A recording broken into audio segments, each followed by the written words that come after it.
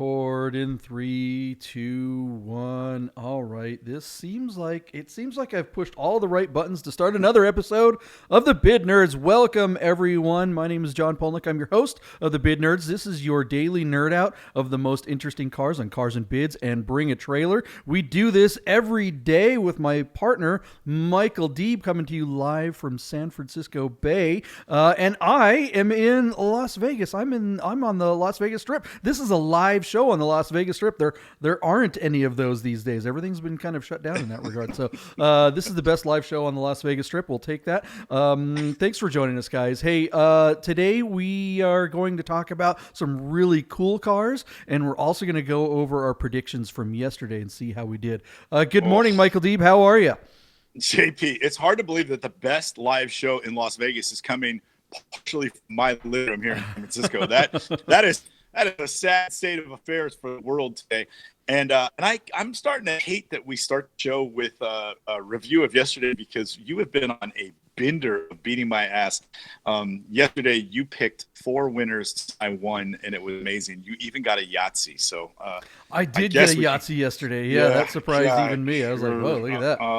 Oh my God, it's just brutal. If you want, we can jump right in. The 2005 Subaru Baja Sport that you and I both kind of poked fun at, but we both thought it was cool that they made on Cars and Bid. Obviously, if this was a Subaru Brat, you and I probably would have lost our collective mind, because that car is epic. But this car is sort of an evolution of that utility, in just kind of I don't know. It's too textbook for me. But anyways, I said 7,800. You said 7,500. That car sold for 7,500, giving you your first Yahtzee of the week, which is crazy. Jumping over to Bring a Trailer, John, we looked at a 2001 BMW M Coupe. This was a weird auction because there was only one bid after a week. There was only one bid at $45,160.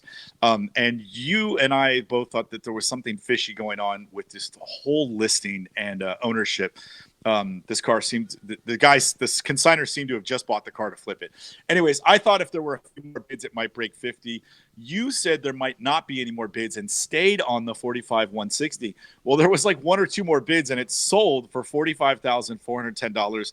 If you believe it. I don't know. It's just a weird one. But anyways, you got it because it was just a couple $100 away from your bid. Hey, did you notice on that? So there was something, yes. Okay. You and I both thought, God, that's weird. The whole community was like, hey, what the heck is going on? But the really weird thing about that whole situation was, if you looked at the comments after the auction, it turns out that person who had bid the 45,160 or whatever 9 days earlier, did not, like you said, did not bid any more. So the additional bids were only in a couple, $100 increments, but not by the original bidder.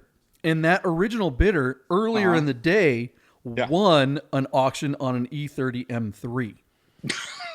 So you got to wonder what the hell was going on, and if the seller of the BMW M Coupe dodged a bullet by having someone bid just a couple $100 more, because seriously, I suspect whoever that guy was, I mean, you can look at the auction and I can tell you who it is, but you got to wonder if that guy would have come through on the purchase if he had wound up being stuck with this car, especially if he's after that, And so you and I have talked about, ethics and what kind of, how the community reacts to things and what you really should and shouldn't do in certain auction situations. And that's certainly another one that's really, really interesting. And I think maybe we should do a show about a special edition sometime, because that one really, something seems odd there.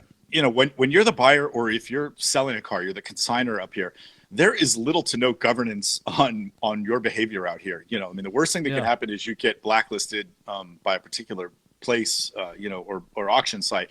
But by and large, I mean, you could be pretty cavalier out there. And it'd be really interesting, JP, if we could isolate when that buyer of the E30 M3 committed to a winning bid on the E30 versus when the bid came in over him on the M Coupe, to see if he was at some point committed to 2 places at the same time. That's Yeah. that's reckless. For absolutely sure he was. I mean, because those last two bids came in right at the end.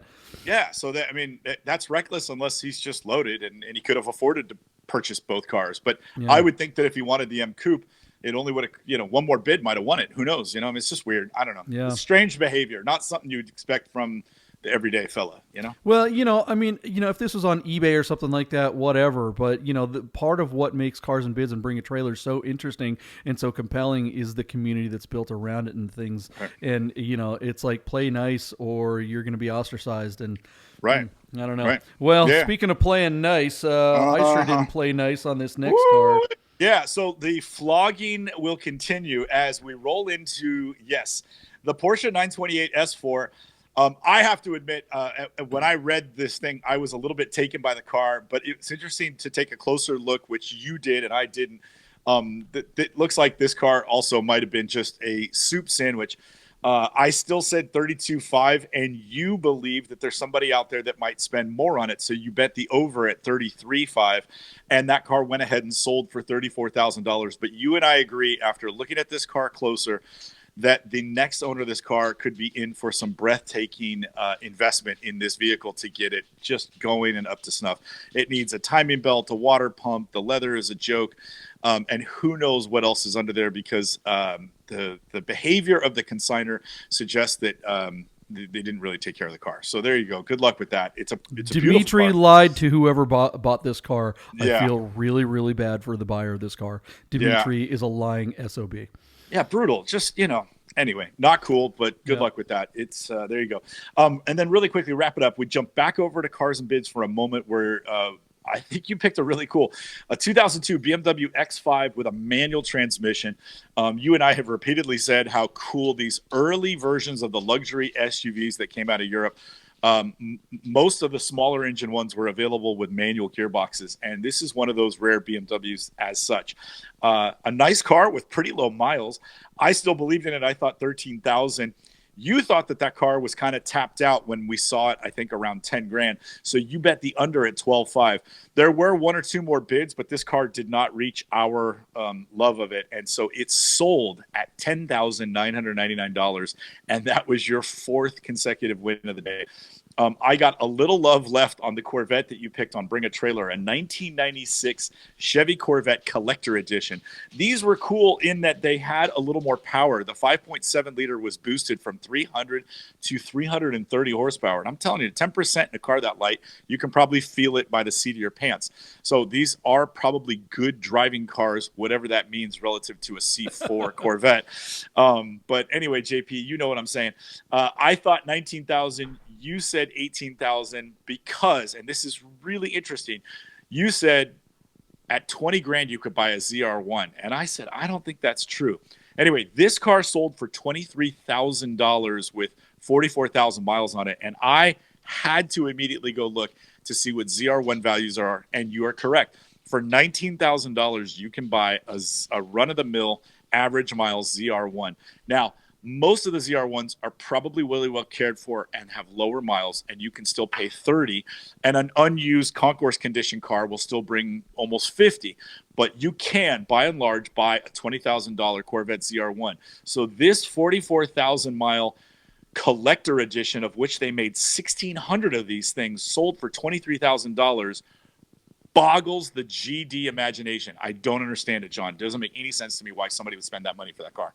Crazy. See this look I'm giving you? This is for the thumbnail for today's episode.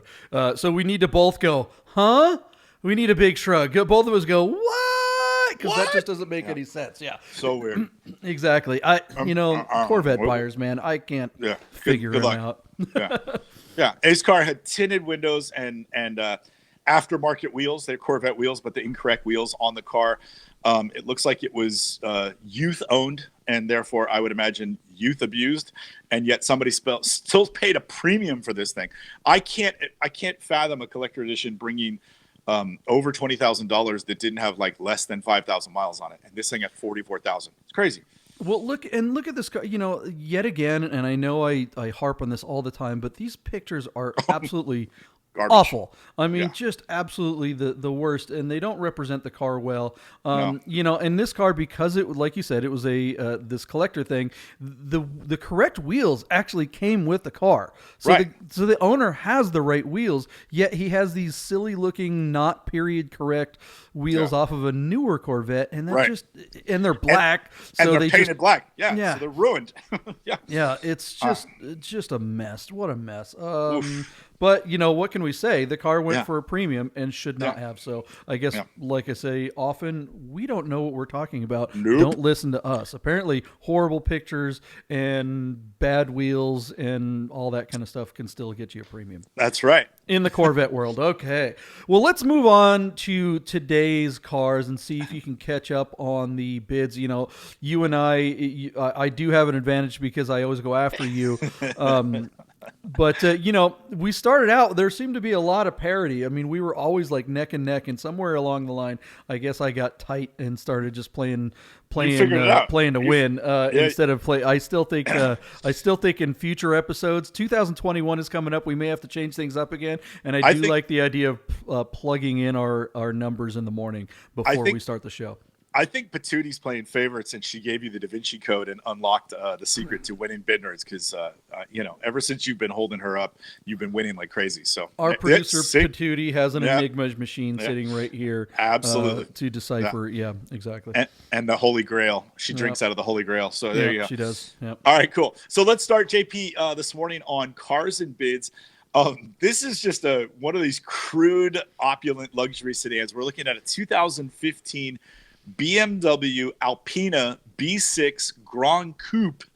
These are all-wheel drive. This particular one, DeMiro notes, is one of just 310 sold in North America. The car does have 51,000 miles on it. The car is offered out of West Bloomfield, Michigan, so it's way the heck up there. You know, when a car is clean and shiny, it's very easy to get taken. But if you read between the lines, it doesn't look like this car was actually really well cared for. There's some weird scratches and a few things that aren't working that, you know, were sort of disclosed. There also there wasn't an accident on the auto check, but the car definitely bumped into something, and they had to like replace a wheel and replace the front bumper. So I'm guessing, you know, maybe a little cocktail damage, and he jumped a curb or something like that. The soft closed doors aren't working on the driver's side, and there's some scratches on the front hood. So just, I don't know, a few little weird things that the bumper's view camera isn't working. How do you own a car that nice and not get that stuff like looked after? Even if you just did it before you sold it, it doesn't make any sense to me. So I don't know that I believe in this particular example, but man, those wheels are pretty, and that's not a bad looking BMW if you had to drive one. I'm not a fan of the light interior with the like sort of rose-colored wood, but all in all, 540 horsepower in a luxury European sedan's got to be cool to drive, even if you just had to commute to LA in it from Vegas. So there you go. How much was this car brand new? Oh my goodness, that's a good question. I don't know that. I normally look it up. Okay, so it was 130,000 brand new. This to me just seems like a poor man's version of a Bentley. It's a car that you go in and you say, okay, I'm going to spend $130,000, which is a ridiculously, you know, high amount of money, knowing that the car is going to be worth half of what you bought it for in less than 5 years. Just like the Bentleys. You know, the Bentley, you're just doing the same thing on a much larger scale. You spend $250,000 and 5 years later, the thing's worth 80. You know, I just don't think this car has anything in it. It just looks like an extra nice version of a BMW. What series would this be? I have 7 no idea. Series. It is a 7 Series, and so that's another thing, huh? It might be a 6. I don't know. See, I don't know that this is BMW. Screw you. BMW jumped the shark. It's like you know. It's like at some point they just B6. went out and said it's a 6 Series. Sorry, JP. We all knew what a 3 Series was. We all knew what a 6 Series was. We all knew what these numbers meant. And somewhere in BMW's infinite wisdom, they came out and said, "Hey, let's take some of the most well-known brand names in automotive history and just throw them out the window. Forget it. We had all this brand equity. We don't need any of that. Let's just rename our entire line and confuse the hell out of all the consumers." Their nomenclature is idiocracy. It's absolutely terrible. Yeah. So the B6 is definitely a 6 Series coupe. So yeah, whatever the hell that means. Yeah, it doesn't make any sense. But it's funny while you were talking about the comparison to the Bentley, and then getting tanked on the value. Yeah. If you're the original owner of this car, and you're not going to keep it like long term, right? Why on earth wouldn't you lease it? Because you're going to get killed. This car's not going to be worth anything, and he's basically trying to sell it as it's come off of warranty, and the value has just tanked on him. I mean, it's at 30 grand and counting. He's not going to see $40,000 for this car, not with the way this ad is described. It's just a mess. And so again, if you were the original owner and you're just going to have it for 3 or 4 years and then walk away from it, lease it, and you have no skin in the game with the negative equity. So just, I don't know, it's silly. Makes no sense. Brands, putting those badges on cars like this, like Alpina, used to actually mean something as well. Just like, but it really, now it reminds me of, I mean, it's like, why would you copy what the Americans did 20 years ago? Remember when like Chevy came out with the North Face version of the Avalanche, which was basically just a badge and some logos on it, or they had a Nautica version of the Eddie Bauer or the Nautica minivan. I mean, they just started putting badges on the side of them, stickers, and people paid extra money for it, but had no additional value later. They're paying extra money to advertise for a multi-million-dollar conglomerate. I mean, it's just asinine. If you walk into a car dealership, a BMW dealership, and you buy the Alpina badge nowadays, you're just an idiot, and you deserve to lose all the money that you're gonna. I mean, it's just wow. Yeah. We're pooping all over this car. What's your bid? Good question. So, all right, just JP, to get us caught up. Wow. Out of West Bloomfield, Michigan, this car is sitting at $31,500. Wow. It's on 22 bids, and so to me, it's already way over. I had originally put $41,000, but I'm gonna change my bid to $37,000, and I'm gonna leave it there.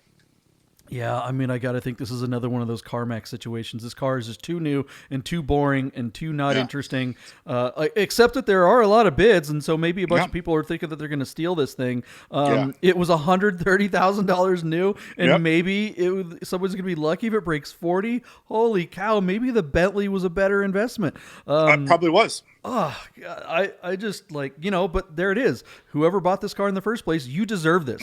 How you didn't know this was coming? This wasn't your future? I just don't get it. Okay, you said 37 what? 37,000. Yeah, okay. I mean, it has 3 hours to go. Oddly enough, I'm going to bet the over on this and just think that the CarMax thing is going to be okay on this car and go, did you say 37 or 37.5? 37. 37. All right, I'll go 38. I'll give that $1,000. I don't know if it's going to break 40. If we were playing new rules, I probably would have put 39,999. But I'll play a little tight. All right, play to win. All right, let's move on to something hopefully better than this dog pile. All right, cool. So let's jump over to another dog pile. So we're looking. We're going to jump over to Bring a Trailer and look at a car that there's something slightly cool about this thing. I don't necessarily want to own one, but we're looking at a 1979 Volvo 262C Bertone coupe with a 5-speed manual transmission. So it's interesting that the Swedes turned to Bertone. The Volvos are boxy cars, and Bertone is the designer that makes very edgy, sharp creases in all their sheet metal. The 308 GT4 Dino and the Lamborghini Countach come to mind. Very edgy cars. And so as the boxy company wanted to make something a little more sexy, they enlisted the help of an Italian design firm that works with sharp creases. And this was the result, the 262C. Now, JP, these came with, let me read this to you. I put some notes for myself. This came with what's called the PRV V6, which only made about 130 horsepower. But a previous owner, did a swap to a B23E, which is a 2.3 liter inline 4 that is also a Volvo derived engine, but it revs a little freer and it makes about 140 horsepower and probably a little more torque. And so that's kind of a little hot setup for this car. The engine swap is probably holding this thing back because you just don't see 262Cs very often. And the Bertone tie-in, I would think, would make this a future collectible. But if the if the original engine is not included in the sale, I don't know that there's any real collector value of this car. So sitting on 75,000 miles out of Seattle, Washington, this 5-speed manual car with a lot of cool little features, but not a true performance car, even by 70s standards, is suffering at this moment at just $5,800 on what looks to be about 13 bids. So Seattle's not a bad area for the car to have resided in, but this guy is certainly not one of the long-term owners because somebody else did the engine swap and probably drove it a a lot more. So anyway, what do you think? I know cow. There's JP thinks that tufted leather is like nails on a chalkboard, but think of your uncle driving that car with a gold chain smoking a cigar and tell me that doesn't make a lot more sense, right? Man, look at that car. That chopped roof. So I had not one, but two friends in high school that both drove 240s. One had a 4-door 240, but the other one had a 2-door 240. Now it didn't have that chopped roof that the 262 had, and that was always like, oh man, that would be really cool if we could get one of those. But I really enjoyed driving and riding around that thing. There's something, these old Swedish cars like they feel like they were chiseled from a solid block of steel. The whole idea of safety is absolutely true. These were like tanks with heated seats. Well, I don't know if this one has heated seats or not, but I mean, yeah, I just feel like these would go forever and ever and ever. Now, I don't know about that 6-cylinder engine, so it is interesting that they put a 4 in it, which would certainly make it last longer. That 4-cylinder Volvo engine is something that is, legendary for reliability. I remember, working on my buddy's cars, we'd give it a tune-up or whatever, and you could almost stand in the engine bay in between the engine and the... there was just so much room. I had an old Fiat. I was like, I can't get a goddamn screwdriver in here. Whereas that car, you could walk around the engine. I'm hoping there's a picture of the engine. But absolutely the most easiest thing to work on. So this one looks like it's a little bit newer, and still, the spark plugs are right there on the top. Everything is really easy to get to. Yeah. If I had a kid that was coming up and they were going to get their license soon, this is absolutely the car that I would consider for them, because it's not going to be very fast. So they can't get in a whole lot of trouble. It's incredibly safe. It's not cool enough that their friends are going to think it's cool. So, it's good to have your kid a little ostracized and have to go through that. You don't want your kid to be too cool. I couldn't agree with you more. My first car was a Fiat 124 Sport Coupe, and man, nobody in the world, nobody knew what it was. Like, they were like, "What car is that? Like, what are you driving?" Yeah, it's so funny. All right, so you're absolutely right, though. Seattle is the correct place for this car. There are tons of. They are so popular up there. You still see. You go into the U District or go up on Madison. Some of the kind of hoity-toityer places. Ravenna. Some of the nicer parts of the city. Think of Berkeley in the Bay, right? There's a number of areas like that where there are, 60, 70-year-old women that bought one of these brand new and they're still driving them around. Then you go to the U District and you see all the college pukes that are driving them around because that's what was handed down to them. They just go forever and ever and ever, and they're inexpensive to maintain. But I don't think they're worth very much either, though. No, JP, there's a couple of professors at Berkeley today that have this car waiting for them in the parking lot, in the faculty parking lot, for sure. Yeah, you could be. This car should have been the Volvo coffin, because you could be buried in this thing. You could have it your entire life.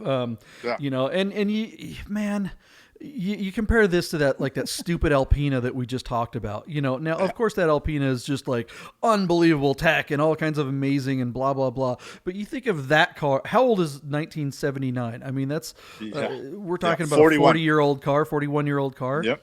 Imagine that piece of junk 2015 Alpina in 40 years, right? It's just all the glue is going to be coming out. Everything plastic is just going to be falling off of it. Yeah, and I wish they still made cars like this. And in 40 years, this Volvo will look exactly the same, Yes. smell exactly the same, and drive exactly the same. Yeah. You won't be allowed to drive it because everything will be electric and on the grid and autonomous, but it will be really pretty to look at in a museum somewhere because it'll still be here after the apocalypse with cockroaches and whatever else lives. What's your bid? It's at $5,800. We got an hour and a half to go. What do you think? So for $8,500, I think you could buy a Swedish car that will outlive styrofoam and diamonds. So I think $8,500 is my bid. Oh, wow. That's pretty aggressive. In Seattle, I don't know. I'm not going to give it that much. I'm going to say 65. I think it goes up a little bit more, but I think it stalls out.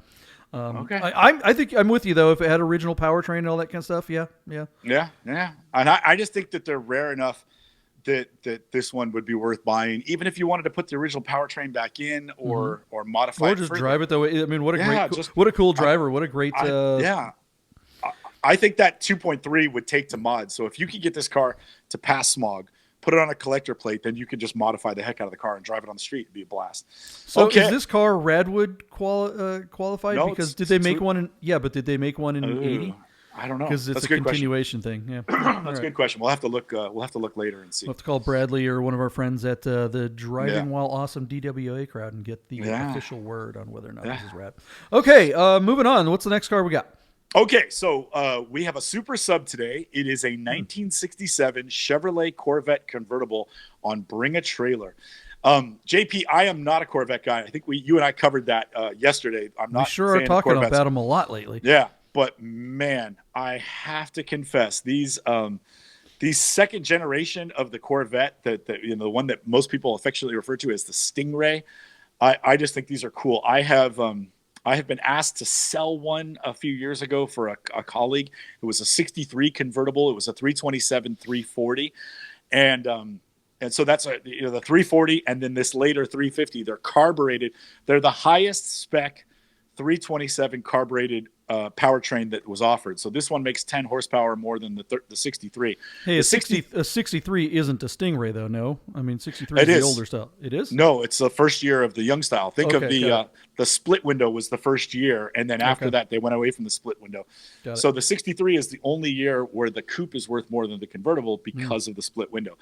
But the car I had, JP, had previously been black, but the paint was peeling off of it, and it had patina like that 72 you and I went and saw up out Mount Charleston, that 72 Porsche. It had that kind of just an amazing patina. And I remember driving that car around for a couple months until I got it sold, and I fell in love with it. It is a beast. These cars are fun to drive. They rev out. The shifting is great.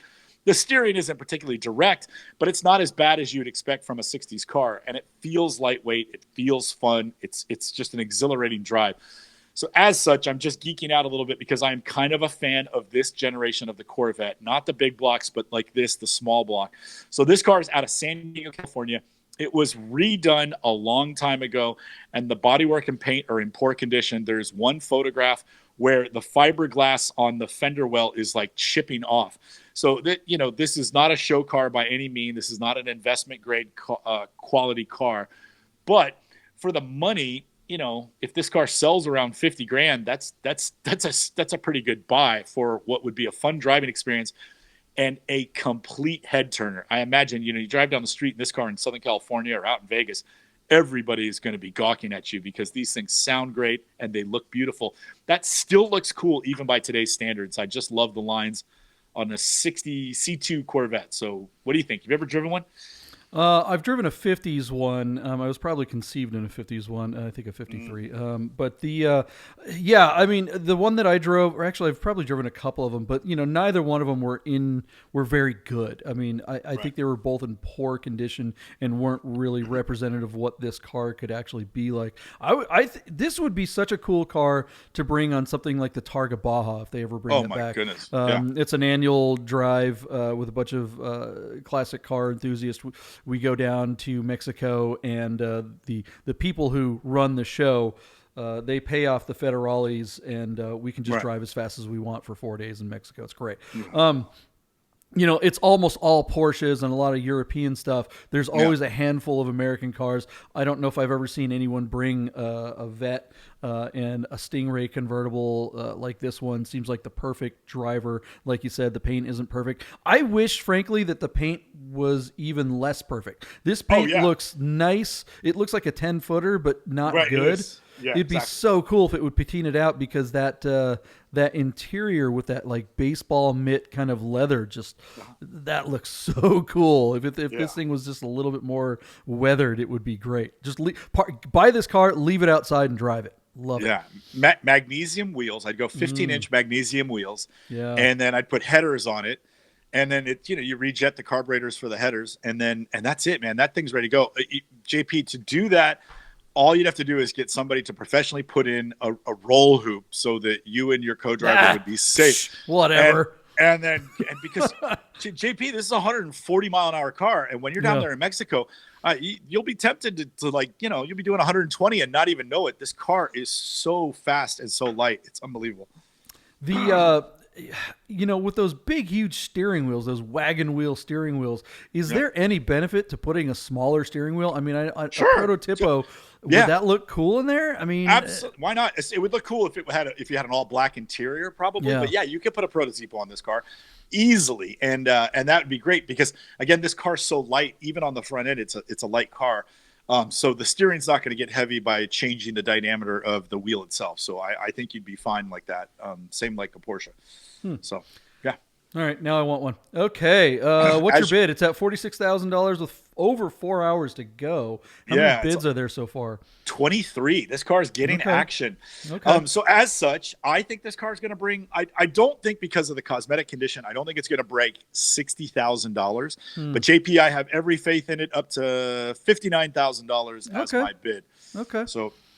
I'm not going to go that high. I could see it climbing almost another $10,000. It's got plenty of time to do it, and there is action. But I'm gonna stall out at 55. All right, 55 it is. Okay, very cool car. Can't believe we're both sitting here going, yeah, either one of us would drive this Corvette. I'm going to try to hunt down a picture of the one that I had and text it to you, and you can see how cool it was with that paint that was peeling off. That's the thing about these fiberglass cars, is that bodywork flexes in the wind. They all need to be repainted at some point. That's just the nature of the bodywork, but that's why they're light and fun to drive. Okay, quickly back to cars and bids. Let's stay on point. A 2007 BMW 328 Xi Wagon 6-speed manual. Yeah, buddy. No reserve auction. This car is going to sell out of Victoria, Minnesota, with 163,000 miles. And I only say it like that because, judging by the pictures of the inside of this car, it is very clean. I would naturally assume that somebody commuted state to state in this car for about 10 years, because it's unbelievably clean on the inside. It looks like it's in really nice condition for the miles. Clean title, private party. Very cool. The Xi is, of course, the all-wheel drive. The 328 is the normally aspirated 3-liter inline six, just over 200 horsepower. They're not quick, but they are fast if you want to drive them as such. All BMWs handle really, really well. Even the ones with heavier steering, because of the all-wheel drive system. You and I have been on a kick with BMW wagons lately. This is a nice one. I still think I would hold out for something that had the M Sport package, where you'd get a more aggressive seat and maybe a little more aggressive suspension. But for the money, JP, because this car is not going to break anywhere near $10,000, this is a lot of car for the money, and a great value, sitting at $6,800 on 18 bids out of Minnesota. Well, I don't think they made an M Sport manual wagon, did they? Ooh, yeah. There's one on Bring a Trailer on our. Is there really? Not with closing today. I believe so. Yeah, I'll send you the link after the show. In the same era. Wow, I'd be really interested to see that. I don't know if it's that old. It might be a little bit younger car. So okay, yeah. I mean, what a great car. I mean, the thing is, everyone buying crossovers. We've talked about this before. Crossovers are just so lame. There's nothing cool about a crossover. I'm sorry. Even if you have a Porsche Macan, there's just nothing cool about it. It's crossovers. Yeah. Wagon, yes, wagon for the win. You know, Americans for some reason have this aversion to wagons, and so they make them in Europe. They make all these really cool Avants and sport wagons and all these different things, but they just never bring them here. So seeing a car like this is so incredibly rare. The ones that they do bring are usually automatics or Steptronics or something. So who wants that? This car is perfect, and that's why it has so many miles. Whoever bought this car drove the heck out of it, which is what you should do. And if you have to put miles and you have to carry a bunch of stuff or people, this is what you want to do it in. You don't want to be in a minivan. You don't want to be in an SUV. You want to be in something sporty and fun and cool like this. I mean, look at that hatch that opens up like that, and you can keep the actual hatch open, but the wind. I mean, this is the utility factor, and this is so great. You don't have to lift anything really high. I just love this car. I don't love the color. I mean, red on beige is like that's its biggest. Other than the mile, what's worse on this car, the miles or the color? I think judging by how good the powertrain is, I'd say the color. Yeah. I mean, and this car could easily go 250,000 miles, especially if it was used as you suggested, where it was just highway miles and stuff like that. All right, so it's sitting at, what are we at right now? $6,800. Yeah, on just like team bid or something. God, so that's amazing. All right, with less than an hour to go, where do you think this thing? Does this keep climbing? Where's it going to go? But just a little bit. I don't think we're going to see $8,000. I'm going to stop at $6,900, and it's in reserve, so it's going to sell for that price. But I think that, it is still almost 200,000 miles on this car. I just don't think it's going to see 8,000. So 79, JP. That's my 79. Pick. All right. Yeah, I'm with you. I think this stalls out. I think cars and bids on BMW, manual BMWs, this is a much higher price than I would have thought it would have even made.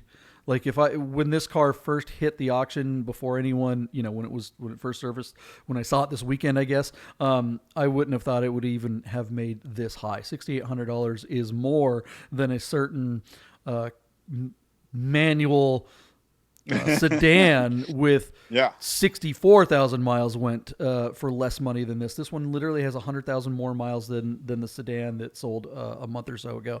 And clean. This thing is super clean. But so was the sedan. I mean, but this is a testament to the wagon. This is, I mean, I'm going to say it stalls out and get 7,500. 7,500. Yeah. Conservative. I don't even think it goes another 1,000. Chicken. Okay. JP, can you see your text messages while we're live on air? I can. Yeah, so there's the M Sport. It's a 2011 with a manual M Sport wagon. That's you get the fancy bodywork, and then you get a better seat and a little bit firmer M suspension. So that's the car I was talking about. That's on Bring a Trailer. Stand by. There it is. The silver one. See that? 2011. Yeah, cool car. So, I mean, that's still technically an E90, and this one does have a 6-speed manual transmission. Wow. Cool car, the car of cars. Yeah. Woo. Yeah, 6 days ago, and that one's at 50. We'll have to review that one when it comes down the pike. We'll look at it next week. We'll start off the year with maybe the dream unicorn from BMW. Mm-hmm. Okay, but today we're gonna, JP, we saved dessert for last. Mm-hmm. A car you and I would definitely fight over. A 1997 Porsche 911. This is a 993 coupe. It's a Vario Ram. It's on Bring a Trailer and offered to us out of, let me scroll out of Falls Church, Virginia, with 54,000 miles. This is sort of the last iteration of the air-cooled motor, standard air-cooled, normally aspirated motor that was offered by Porsche. The following year, 98, was the last year. This is a base Carrera, not to be confused with the wide-body S. So these cars don't bring the premium that the smaller production, more bodacious, flared S's bring. And as such, I think these are actually a little bit prettier car and a much better value in the secondary market. Interestingly, this car has the motor sound package, which means the exhaust sounds really cool, but it does not have the wider sport seats that you and I, barrel-chested fellows, would appreciate. And from a kind of just a bummer standpoint, this car was not ordered with the limited slip differential. Now, the seats are kind of you're sort of stuck with these seats unless you really want to invest in some aftermarket seats. But the limited slip differential you could change. The biggest holdback on this car for me really is the all gray interior. So, no seats, no black leather, no limited slip. as such, 54,000 miles. The car's sitting at 40 grand. This could be, as an arena red coupe, this should be a $60,000 to $80,000 car. But JP, I'm not convinced it's going to reach there because it's just not a great equipped version of the car. It's nice, but not amazing. So what do you think? This is a C2, yeah?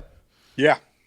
Yeah, I mean, I'm with you. So it's interesting the comparison between the S and the narrow body. The wide body cars have the same powertrain. There's no additional power. So with the wide body car, you're getting basically a heavier car with more drag, but with the same amount of power. Whereas the modern S's, like on a 997, they come with more power when you get an S. So I never quite understood that, what Porsche was thinking back then. And I certainly like the wide body cars. Of course, if you know me, you know that I own a 993. I am absolutely not a fan of Arena Red. The only burgundy car that I've ever liked the way it looked is honestly yours. Your wide body M491 Ruby on black is just so perfect. And 90% of these Arena Red or burgundy cars come on a gray interior like this one. Oh my and goodness, I'm with you. That is just a deal killer. Even if this car were a great value, even if this car, even if you could get it for $40,000, which would be $20,000 to $40,000 less than it's worth. Right.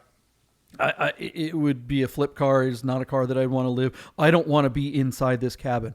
Our good friend John Ortiz just got a beautiful C4 coupe, silver, but it's polar silver on gray. Now I sold him my old 996 3-spoke black steering wheel, which is a great upgrade for 993s. If you have a 993, that's a super common thing to do because the 996 steering wheels just bolt right on. The airbag, it's just super easy, right? So having a black steering wheel gave the interior of his car just enough black to completely he's got black floor mats too. So everything else is gray, just like this car has a black strip, but that black steering wheel, the black floor mats really make it a lot better. However, his car is silver. So the silver on the gray kind of goes together and you can kind of live with it. Whereas the Arena Red on gray, it's just, to me, they don't go together. They clash. And I don't know why so many Porsches came this way. I don't get it. So you got a bid for this thing? Yeah, like I said, I want to love this car, but I don't. I like it, but I don't love it. So it's still stuck at 40,000. So initially, I had written $62,000 because, I mean, my goodness, JP, you could get a convertible for 54 or 55,000 with the same miles. Heck, a lot less than that probably. The coupe should bring a premium. So this, the question is, are we dependent on a late surge? Again, out of Fall Church, Virginia, not easy to get your car out of at this time of the year. Only 2.5 hours to go, and yet there's been no action on this car. I wrote 62,000, and I'm having all kinds of cold feet about that bid. I'm just going to take $2,000 off and say 60,000 is the winning bid for that car. Yeah, I think your number is spot on. Looking at these pictures, there's a little corrosion because it's on the East Coast. Nothing horrible, but it's just not pretty underneath. I mean, it looks like a car that was on the East Coast, and some of those little spots of just a little teeny bit of rust here and there and stuff like that are going to hold this car back. It is a C2 though, and the thing is C4s are going. If it's a 993 coupe, it's 60 or better. Especially with low miles. I mean, I've seen 100,000 mile or 120,000 mile coupes going for well over 60. So I don't see the things like a little teeny bit of surface corrosion and a horrible color combination, or at least interior color combination, holding this car back. I'm gonna bet the over. I think an audience buys this car. I think it rallies and gets up to 65,000. All right, that's a good bid. Okay, JP, I think we are complete for now. Is that all the cars for the day? That's Has this been Cars and Bids? Bring a trailer bid nerds right here. Look, guys, we're a new channel. We love having you guys hang out with us at the 9:00 hour every weekday morning to nerd out about the most interesting cars on Cars and Bids and Bring a Trailer. If you've watched the show ever, if you watched it a little bit, please go over to our YouTube channel. Even if you're watching us on Facebook, go over to our YouTube channel and give us a subscribe. Give us some comments. Tell us about the cars that you'd like us to talk about. We actually have some suggestions from viewers that are coming up tomorrow and the next day. So we're going to be talking about some cars that other people have asked us to review, which is really exciting for us because we usually pick the cars, but we'd way rather have you guys pick the cars. Subscribe, like, share, tell people about the channel. We're just getting started. We're a brand new channel. We really need your help, and because we love doing this. Michael Deeb, thank you for joining me this morning, as always. I think we might have a third nerd later this week too, so we might bring a third nerd in on Thursday. We have a couple. We have a couple days left. We've got Wednesday's show, and then we have kind of like last week. I think we have an exclusively Bring a Trailer Thursday on New Year's Eve, because that's the only auction platform that's going to close. I promise it'll be as painless as a COVID vaccination. Yeah, that's great. Thanks, JP. See you guys tomorrow for a